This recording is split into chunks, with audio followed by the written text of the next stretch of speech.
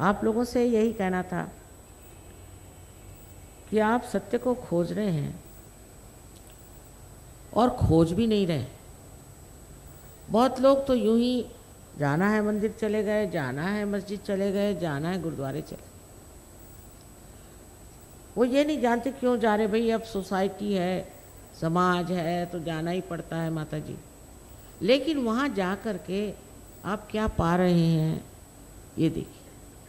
कुछ तो कुछ खो ही गया। जो खो गई बात, वो जैसे गुरु नानक के शब्दों में कहें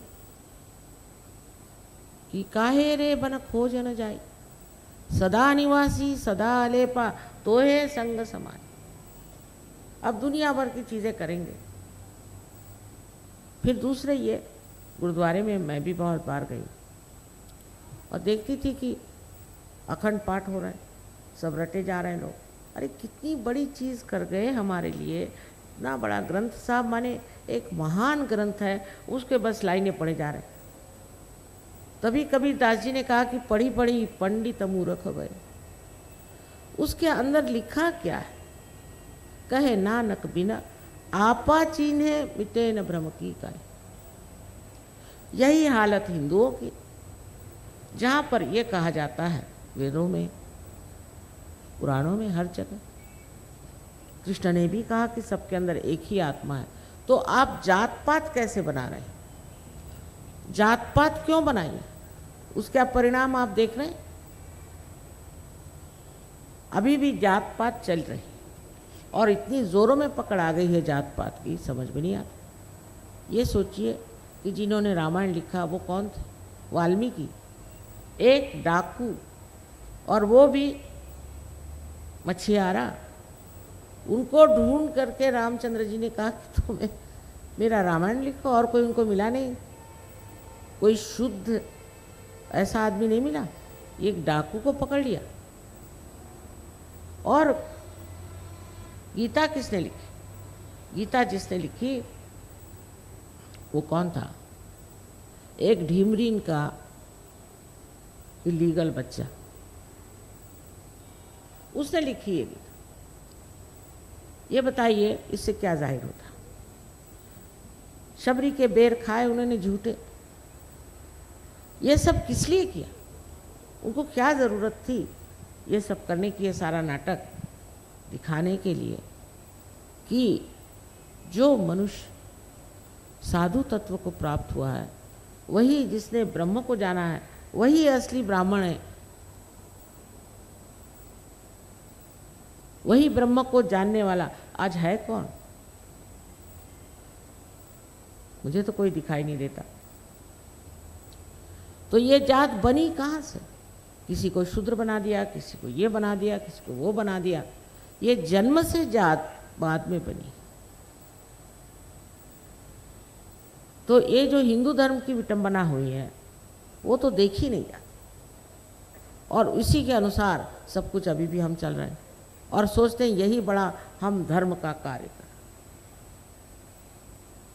गुरु घंटालों की तो कमी नहीं। गली गली में आपको गुरु घंटाल और तांत्रिक तो आपके दिल्ली में बहुत से बैठे हुए, उनके चरणों में भी बहुत से लगे हुए। इसके बारे में कितना लिखा गया है कि असली गुरु कौन है। नानक साहब ने तो एक पूरा चैप्टर लिख दिया। असली गुरु कौन? जो आपसे पैसे ले। बताइए, क्या भगवान को पैसा समझता है क्या? अरे ये तो मनुष्य ने अपना सरदर्द बनाया हुआ। उनको क्या बैंक समझता है, पैसा समझता है? उनको बेच रहे हैं, धर्म को बेच रहे हैं, गप्पे लगा रहे हैं झूठी झूठी। हम ये करके दिखा देंगे, वो करके दिखा देंगे, और तुम्हारे बाप का खजाना वहाँ गड़ा हुआ है, और तुम्हारे फलाने का ऐसी दुश्मनी है। आपसी सब झगड़े लगाने की बातें। उनका अपना स्वयं का जीवन भी देखना चाहिए कि इनका जीवन कैसा है। ऐसे आदमी का स्वयं का जीवन कैसा है? उसके जीवन में कोई शुद्धता है, कोई प्रेम है, कोई समझ है, कोई ऊंचाई है, कोई त्याग है? कुछ भी नहीं। और बड़े साधु बाबा बन के बैठे हो, करोड़ों रुपया इकट्ठा कर लेते हैं।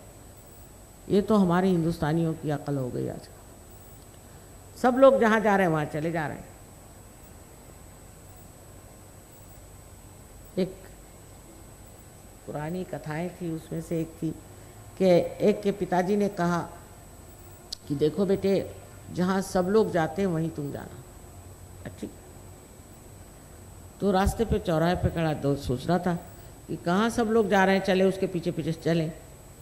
वो सब लोग स्मशान की ओर जा रहे थे, ये भी बेवकूफ़ उनके पीछे चले। जो बुद्धि एक हिंदुस्तानी के पास है, बहुत कम लोगों में पाई जाए। बहुत सुलझी हुई बुद्धि, सूझबूझ, बुद्धिमान है। सब कुछ होते हुए भी बेवकूफ़ियों में इनको कोई ऐसी ऐसी बेवकूफ़ियाँ करते कि समझ में नहीं आती। लेकिन जो असल वाले यहाँ के गुरु घंटाल थे, एक दो अभी भी बचे हैं, वो सब चले गए विलायत। ये अच्छा हुआ, क्योंकि उनको पैसों की झक थी। हम लोग इसलिए बच गए कि हम लोग इतने पैसे वाले नहीं। ये एक परमात्मा की कृपा ही हो गई, नहीं तो वहाँ तो जैसे मैं देखती हूँ लोगों को, तो रास्ते में लौट रहे हैं। ये हालत उनकी हो गई कि उनकी बुद्धि इतनी नष्ट इन्होंने कर दी। अभी एक साहब हैं, वो बताते हैं कि ऐसे आप दूसरों का जो मन है वो ऐसा जीत लेते हैं और उस पर काबू कर सकते हैं। और वो हाथ में एक पेंडुलम घुमाते हैं। एक आदमी खड़ा कर देंगे, देखिए मैं इसका पेंडुलम घुमाता हूँ। अब सब लोग वहाँ अमेरिका, हाँ, क्या विचारों ने कभी देखा ही नहीं ऐसा प्रकार। क्या हम लोग पेंडुलम घुमाने के लिए पैदा हुए क्या? और कोई धंधा नहीं बचा? ये तो दूसरे साहब फरमाते हैं कि आप 3 फुट पे आप उठ जाएंगे, बताइए। और बड़े बड़े यहाँ के अफसर लोग उनके शिष्य हैं। वो 3 फुट पे उठ के करना क्या? अभी इतना रास्ते में जाम था, ये 3 फुटे वहाँ जाते तो होता क्या है? ऐसी रास्ते में जाम है।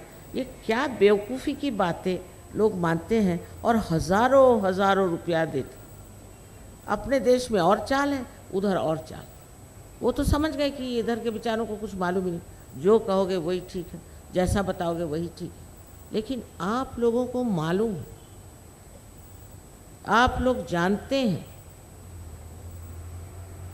कि ये गंदगी है, ये पाप है, ये दुराचार है। वो नहीं जानते बेचारे। तो वो लोग तो इतना उड़ गए, और हम लोग अभी भी नहीं सोचते कि कुछ तो हमें पाना ही है। आखिर हम इस दुनिया में आए क्यों? क्या हम जिंदगी ऐसी बर्बाद करने के लिए आए? अब ये सब ज्ञान सहज का जो मैं बता रही हूँ, आप देखिएगा कि ये कोई मेरा ज्ञान नहीं, ये तो अनादिकाल से इस देश में है, चल रहा था। कबीरदास जी ने कहा है, ईड़ा पिंगला अनहद नाड़ सुख मन नाड़ी। ईड़ा पिंगला सुख मन नाड़ी रे, साफ साफ शून्य शिखर पर अनहद बाजी रे। पर कोई समझता ही नहीं हूँ। मैं तो हैरान हूँ कि जहाँ उन्होंने बिहार में इतना काम किया, वहाँ लोग तंबाकू को सुरती कहते हैं। सुरती तो कुंडलिनी को कहा था उन्होंने, सुरती चढ़े कमान। अरे भाई, कहाँ से कहाँ पहुँचा दिया। हर एक चीज़ का विपर्यास करने में कोई लोग बड़े होशियार होते हैं और हम बेवकूफ़ होते हैं, उनकी बात मान जाते हैं। ये देश कितना महान है, इसकी महानता कितनी है, ये तो जब आप सहज में उतरेंगे तब सब समझें। जब ये हमारे विदेशी सहयोगी यहाँ आते हैं तो पहले एरोप्लेन से उतरते ही इस ज़मीन को वंदन करते हैं, चूमते हैं, क्योंकि इनको चैतन्य क्या है ये मालूम। ये चैतन्य को पहचानते हैं और जानते हैं कि इसकी पृथ्वी में से ये चैतन्य बह रहा है। और आप लोगों ने भी कम पुण्य नहीं किए होंगे जो इस पृथ्वी पर आप पैदा हो। ये भी महान पुण्य का काम। इस पुण्य की वजह से आज आप यहाँ पैदा हो। अब बहुत लोग सवाल ये भी पूछते हैं, तो माँ हमारी गरीबी का क्या होगा? ठीक बात, गरीबी कहाँ से आती है? पहले ये बात सोचना चाहिए। स्वार्थ से आती है। लेकिन जब इंसान निस्वार्थी हो जाए और जब वो सामूहिकता में आ जाए तो इस तरह का जो संगठित रूप होगा वो इस गरीबी को बिल्कुल हटा सकता है।